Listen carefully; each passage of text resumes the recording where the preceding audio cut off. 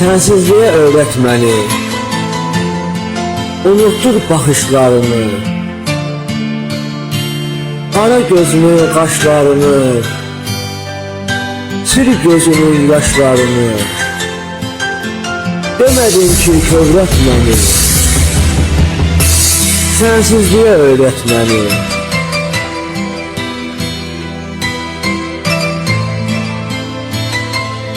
Bir aç quşam, dənsizəm, özgə yerdə çəmənsizəm.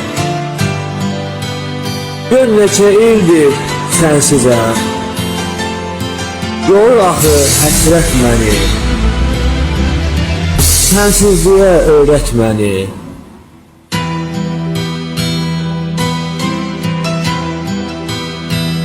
Sensizliğe dustaq olum, el çatmayan bir dağ olum.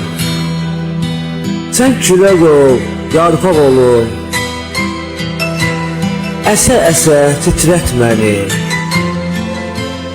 Sensizliğe öğret məni.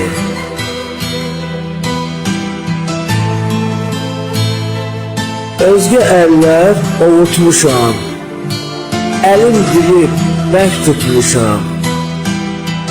Mən özümü unutmuşam. Sensizliğe öğret məni.